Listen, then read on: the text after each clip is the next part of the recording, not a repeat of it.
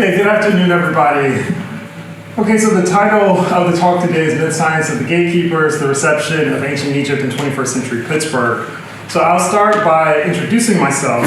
So my name is Marques. I'm the co-founder and executive director of Rainbow Serpent, which is a Pittsburgh-based nonprofit organization dedicated to advancing Black LGBTQ culture through the exploration of traditional African cosmologies, multimedia art, and emerging technologies. So we have a vibrant network of Black queer artists, spiritualists, and technologists spanning the USA, England, and Nigeria. We've done a wide variety of projects in film, photography, animation, live performance, painting, music, virtual reality, spatial augmented reality, etc. But today I'm coming to talk with you about a project that's launching in 2 weeks. I'm here in Pittsburgh, May 3rd, from 6 to 9 p.m. at the Pittsburgh Glass Center, a project called Mid-Science of the Gatekeepers. And this is a collection of 16 glass sculptures of ancient Egyptian deities, reactivated and reimagined through a Black queer lens that I created with Mikel Lamuna. So these figures comprise the foundation of a complex system of ritual and cultural practices and deep conversation with ancient Egyptian religion. And this system can claim to be the world's first Black LGBTQ spiritual path. So this talk will be a very high-level introduction to this project and will provide an overview of how it fuses art and spirituality in a celebration of Black queer divinity and how it is part of a long tradition of engagement with the cultural legacy of ancient Egypt.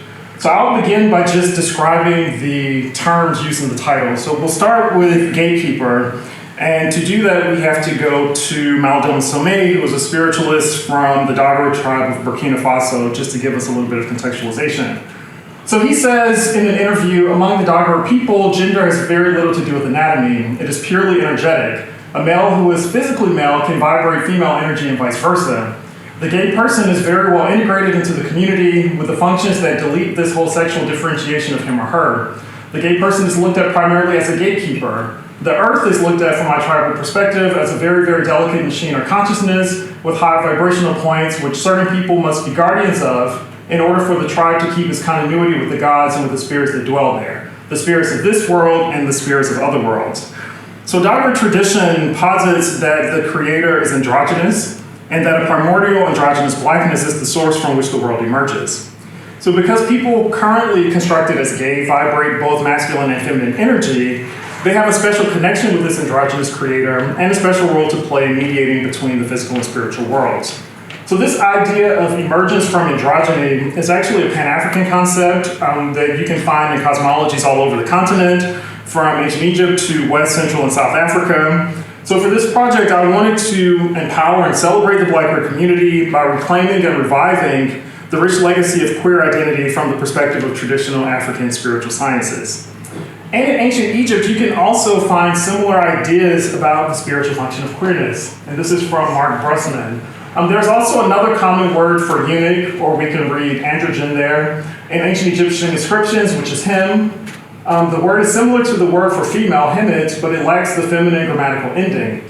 Him is also a very common word in tomb inscriptions, which Egyptologists like to translate as priest, because hymns are depicted performing all kinds of sacrifices for the dead. Perhaps the hymn priesthood was an association of exclusive homosexuals, of which they were prominent members. If so, these hymn priests were merely playing the spiritual role that homosexuals in many cultures play. And so as I'm just very, very lightly laying out the conceptual framework for this project, it's important to note that the term gatekeeper also has other special meanings and nuances in an ancient Egyptian context that are relevant for this project. And I really have to thank Rita Lucarelli for the conversations that we've had on this topic. So as you all know, there are many texts and funerary papyri that provide intricate mappings of the duat of the netherworld. We think texts like the Amduat, the Book of Gates. These texts that describe these very rich journeys of the sun god or the deceased through these alternative imaginal landscapes where you have these ferocious guardian deities that threaten to annihilate those approaching to enter the portals. So one had to either know the secret names or the proper incantations in order to pass. And so here's just a list from one of these texts from George Hart, these gate deities of the underworld. You can see the god, the doorkeeper, gatekeeper, and the herald. And you can see all of these awe-inspiring names from Hart's list, such as Strident of Voice and the Face Eraser. And I posit that these represent the fierce powers that Black LGBTQ people need to conjure in order to fight against all of the attacks that the community faces. So this project, in other words, is really about using myth to activate and to animate Egyptian archetypal forms. And so that brings us to a conversation about myth, which is the second piece of the title. And so the term myth science, as I'm using it in this particular project, originates from the cosmic philosophy of the Black queer jazz musician Sun Ra. So I mean, you can tell even just from his name, obviously, and the costume that he would use in his performances, that he's very interested in assembling and reawakening Egyptian cultural motifs. So choosing the term myth science immediately locates this project in a specific history of Black queer modernizations and extensions of ancient Egyptian cultural legacy. And I also think that myth science is a very fitting description of ancient Egyptian cosmological systems, and I posit that it would actually be a good translation for the term Rek. And here I'll turn to Algis Ustaminez, who says Rek is the Egyptian term for knowledge, which first and foremost is the knowledge of spiritual realities, divine names and hieroglyphs, of the sacred cosmic topography, mythical iconography, and all beings of the netherworld. This elaborate store of knowledge, including scientific observations and theological interpretations, had a cultic function and culminated in gnosis. That is, in realization of one's different archetypal identities and in the restoration of one's divine nature. So as I'm bringing these terms, myth science and Rek, together, and I would say that myth science is a mode of knowledge not concerned with the study of external objects, but with using potent combinations of rituals and symbols to catalyze the deep transformation and expansion of consciousness, with the final goal being the divinization of the human. So taken together, myth science and the Gatekeepers is invested, as we see here, in restoring the divine nature of Black queer people and providing a map of the major archetypal identities that the community should master. So broadly speaking, I guess what you could say is in this project, I'm really providing a speculative vision of a Black queer Egypt, a project that thinks about the relevance of Egypt for Black queer history and is engaged in many acts of spiritual and cultural reclamation. So we know from the historical archive that Egypt provides the first record of a same-sex couple in human history. I'm sure many of you have seen this image of Nyankanu and Khnumhotep from approximately 2500 BC. We find in this context also innovative depictions of androgynous deities, such as Hapi, who's depicted as a man with large breasts and a pregnant stomach. And then we also have what we can call queer cosmologies, particularly looking at the Book of Knowing the Evolutions of Ra, where you have a deity who creates the world through ejaculation into his own mouth. I mean, as it says, I join myself in an embrace with my shadow, I pour seed into my own mouth, I send forth issue in the form of Shu, I sent forth moisture in the form of Tefnut. So basically, all of these things considered, we really have to think about the high culture of ancient Egypt as a foundational chapter in the history of human sexuality and gender diversity. And I know I'm going very quickly, but there's just a lot to unpack here. But I do want to also talk about the technique of creating these particular sculptures. And so I wanted to create sculptures of Egyptian deities with a material that would connect the innovations of ancient Egypt to contemporary life in Pittsburgh. So the material that I chose was glass. Glassmaking, and there's a whole hour you could do on just glassmaking in ancient Egypt, but we could think about Egypt as really an important site for the origin of glassmaking, and you have very sophisticated glass production that starts in the second half of the 16th century BC. The earliest glass factories in the world are found in Amarna and Malkata. And I just have an image of Paul Nicholson, who reconstructed an ancient Egyptian glass furnace that we can talk about a little bit more later. And also here are some images from the Toledo Museum of Art, about 4 hours away from here, where I spent a lot of time studying New Kingdom glassmaking patterns and techniques. And this feathering pattern that you see on this vase, you'll see it later in one of the statues. And this is before I knew that Lisa Haney was hiding such a large collection of Egyptian glass in the Carnegie Museum. I wouldn't have had to go so far. Okay, so this project is also in conversation with the history of glassmaking in Pittsburgh. So in the early 1900s, or by the early 1900s, 80% of the country's glass was made here in Pittsburgh, and you could find it everywhere, even in the Statue of Liberty. So I really wanted to think about how these two locations, Egypt and Pittsburgh, converged in this material. So the glass industry here began when James O'Hara opened Pittsburgh Glassworks in 1795. And on a personal note, I actually live in O'Hara Township, which is named after him. It's a little suburb north of the city. So I was very interested when I was doing archival research on O'Hara and found out, not a surprise, that he was a slave owner. One of the women he enslaved, ironically, he named her Comfort. A whole history behind that. But by providing images of Black divinity in glass, this project, Mid-Science of the Gatekeepers, is also seeking to mythically transfigure local connections between glassmaking and slavery.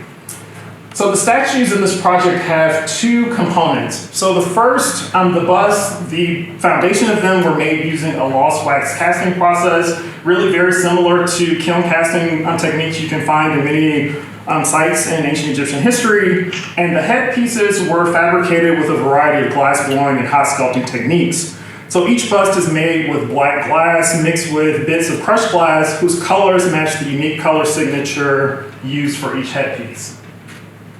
Okay, so now we'll go to the deities themselves. And we're all familiar with the terms Neter and Neteru, which are usually defined as God or gods. For this project, more precisely, I would like to define the Neteru as forces or principles of nature that manifest simultaneously on many levels: cosmological, psychological, astrological, sociological, ecological, biological, etc. I think my favorite definition comes from the text Meta Neter, where it said the Neteru are, quote, the shaping factors of all physical structures and events. They underlie, direct, and integrate all physical realities, from the subtlest sub-electronic forces to the most complex of galaxies, to the organ systems making up the physical body. And I like this definition because I think it captures the nuances of myth science and really takes seriously a specific mode of ancient Egyptian knowledge production that actually takes quite seriously the hermeneutic function of what the gods were doing in that context. Okay, so I'm about 12 minutes in, so now I actually want to introduce you to the sculptures themselves. And there's a lot to be said about the iconography of each individual figure. Don't have time to do that, but I will at least talk about how we are rethinking and reconstituting these particular figures in our contemporary system. So Geb, just very quickly, represents the interconnectedness of the Earth's ecological systems and symbolizes the foundational aspects of life and the environment. We have this figure of Marques, who we are re-envisioning as this kind of gay or queer warrior deity. So just to kind of talk about the levels of allegory. So biologically, we could say that a figure like Marques represents the principle of the immune system, signifying the body's ability to fight and defend itself. Psychologically, we could say he symbolizes the courage that it takes to come out and live in one's authentic truth. Sociologically, we could say that he's a principle of community defense and a figure that could be invoked for protection against gay bashing, discrimination, etc. We have this figure, Meow, kind of a take on Mao, the cat god, and Bastet. And we're reimagining this figure as someone who represents the sacred aspects of queer sexuality, beauty, desire, wealth, and luxury. He champions the exuberant variety of sexual and gender expression found throughout the natural world, particularly overseeing dynamics, transgender dynamics, homosexuality, non-reproductive, heterosexuality, etc. We have the figure Aplat, linked to communication and language, illustrating the limitations and potential of words in shaping reality. Khepra is a deity of transformation and rebirth. His essence, symbolized by the sacred dung beetle, teaches the profound lesson of turning the discarded into the divine. He embodies a cycle of growth, decay, and renewal. So basically, how do we embrace our past failures? How do we think about our talent and capacities for reinvention? Khonsu, as a moon deity, really embodies all of the nurturing, receptive, and introspective qualities traditionally associated with the moon, really emphasizing states of consciousness that foster dreaming, astral traveling, humility, etc. Okay, so Ra is celebrated in this particular context as a sun god who embodies principles of choice, self-mastery, inner heroism, spiritual skill, leadership, morality, and the expression of talent. I'll move a little more quickly. So we have Sobek, who's thought of as a guardian of life's physical and metaphorical thresholds, this figure who oversees the daily practicalities that influence personal and professional well-being, so things like diet, hygiene, exercise. We have this figure, Ahi, who's really recontextualized and rethought to be this figure of relationships and social harmony within the community. So the harp specifically symbolizing the deity's powers of aesthetic balance, beauty, negotiation, and helping to think about the ideal state of social and interpersonal harmony. Okay, Serpent. Okay, so representing the sting of the scorpion, Serpent symbolizes our inner battles with venomous thoughts and emotions. So things like resentment, shame, guilt, self-destructive tendencies, internalized homophobia, and racism. So this powerful figure challenges us to face parts of ourselves we often hide or deny, and encourages us to acknowledge and heal our deepest wounds through courage and self-reflection. Wacha, an intense, very chaotic deity of psychic power, associated with the cobra, whose venomous nature reflects his capability for both healing and harm, and illustrates the dual nature of psychic powers that can be used for protection or destruction. We have this fused figure, Tahuti Ma'a, a deity of wisdom, balance, and cosmic order, just emphasizing the interconnectedness of all parts within a whole and the importance of understanding this relationship. And Patah, so I think this is a figure that we probably took the most liberties with. So this figure, this craftsman, this architect of the gods, so this anvil helping us to think about these kind of geometric principles that dictate the formation and function of all things. He is a figure that provides the blueprint, the foundation of existence from the microcosm to the macrocosm. Okay, yeah, so here you can see the New Kingdom prototype that I showed a little bit earlier. But Hapi is the ancient personification of the Nile's floods, who was depicted as a man with large breasts and a pregnant stomach. So by transcending traditional gender binaries to embody a perfect balance of male and female energies, Hapi illustrates the intrinsic duality and unity within everyone. This balance is seen as the hallmark of enlightenment, with Hapi's androgyny symbolizing the infinite possibilities that lie within the realm of time and space and beyond. We have Nu, who's envisioned as the god of the black primordial waters, which symbolize the boundless original state of cosmic matter from which all existence is molded. And finally, the last figure is Amun, who is revered as cosmic consciousness, the ultimate observer, whose very essence is intertwined with the secret aspects of the universe. So you can think of this figure as the infinite consciousness behind all that is manifest, the unseen and unseeable force that observes and sustains the perceivable realm of thoughts, emotions, and objects. Okay, so this is the project, just very quickly running through all 16 figures, but it's really about a certain kind of historical reverence, artistic innovation, cultural reclamation, all of those kinds of things. So just briefly before I close, I will say at the opening in 2 weeks on May 3rd, we have about 6 different works that are premiering. So on one hand, we have these 16 sculptures, but we have a ton of other things that are premiering as well. So one, we have a massive performance with me and about 18, 19 other people called Opening the Mouth. And it's kind of building off of some of the elements of the Opening the Mouth ritual that will use dance and ritual elements to actually activate and to bring the statues and the spiritual system behind them to life. We also have a musical performance. I composed a song called Knowing the Evolutions of Ra that actually takes the text that I shared earlier and sets it to music. And another project is Blackstar Sanctuary, which is a VR film that creates a temple complex environment that houses digital versions of the statues and will be projected onto the 4 walls of the exhibition space as this immersive installation. And I won't talk about this too much, but I will at least show you a few pictures from the VR work that we've done for this part of the exhibition. So here you have this rainbow serpent at the bottom that is entering into this bridge into this complex. We have different courtyards with versions of these figures positioned in different places. And there's a whole narrative that's unfolding. Don't have time to get much into that today. But different virtual reimaginings of what a temple complex could look like. I'm sure this will be familiar, the zodiac from Dendera. It's a throne room with a moon and the rainbow serpent ascending into the heavens with all 16 figures on his back. And I think I'm ready at 20 minutes, so I will stop there. Bang on.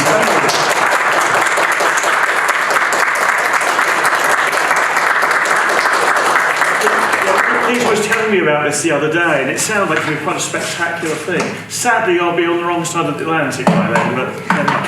Any questions? Yes?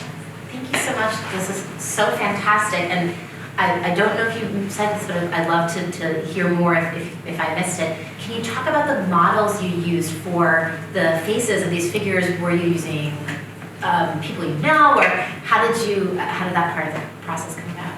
Yes, they were all friends of mine. I told them that I wanted to use them as models for the project. Some are people that I've worked with on other projects. And because people are coming, some are artists themselves, writers.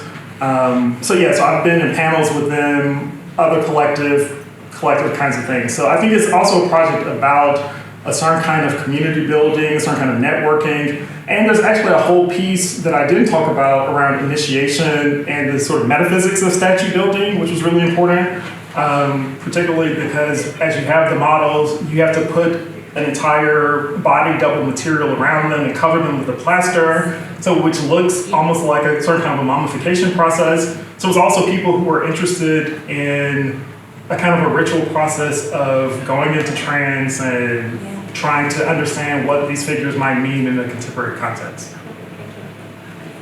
Yes, sir. I love this so much. I would just like to say, as a queer man, it's wonderful also to see this at ARCE, and it feels very kind of wonderful to feel like our community is showcased in this way. I loved the sculptures. I was also kind of building on Jen's comment.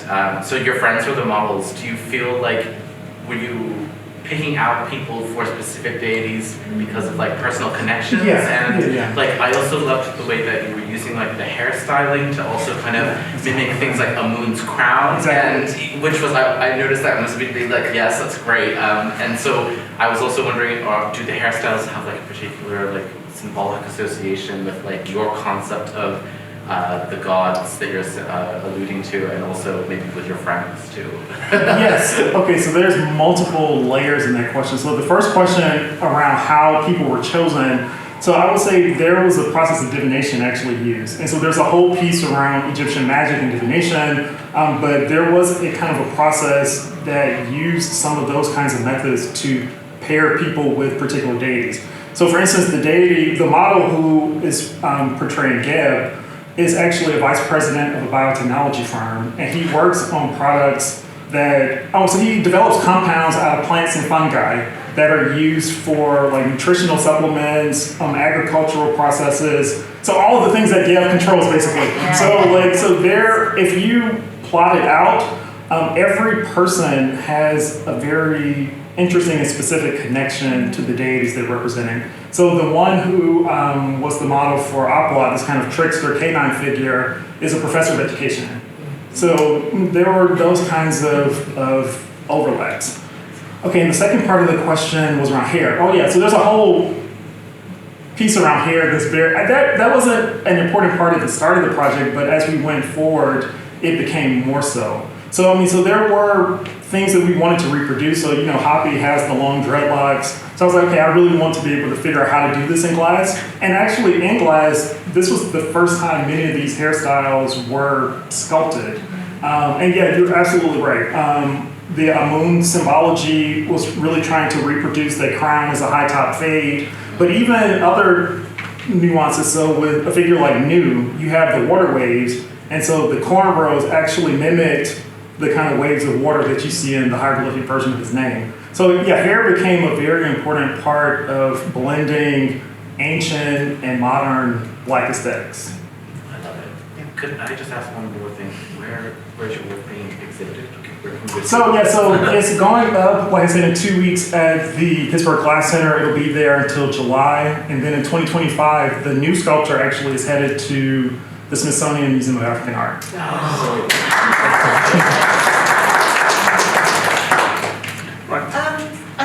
Did I see you wearing a Berkeley shirt in one of the slides? Yes. Are you an alum? I am. Did a PhD in English literature.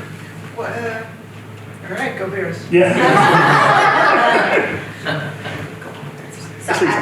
just wanted to make sure no one else had a question because I have the opportunity to ask you lots of questions. But I was wondering if you could speak a little bit about how you designed the glass medium that you selected to make the bodies and everything of the figures, because I thought it was really interesting. Yeah, so I really wanted to reproduce the look of those granite diorite statues. I really love the formal, severe look and feel of those. Of course, I don't know yet how to carve in that kind of rock material, so I thought glass would be a good substitute. So with the black glass, I think when people see the sculptures in person, they don't really believe that it's glass. So I think the black glass was a nice substitute to try to reproduce a little bit of that look. And then with the crushed pieces of glass mixed into the black base, it tries to give you that speckled kind of feeling that you would see when you kind of look at the light, at some of these statues in the light. Did that answer the question? Yes. Okay. I just wanted you to tell people about that because I thought it was really cool. Any more for any more? Or should we go take our break? Thank you very much indeed for being the one member of the Blackstar Sanctuary today. And so I think we'll be alongside the Atlantic when it all opens. Thank you. Appreciate it.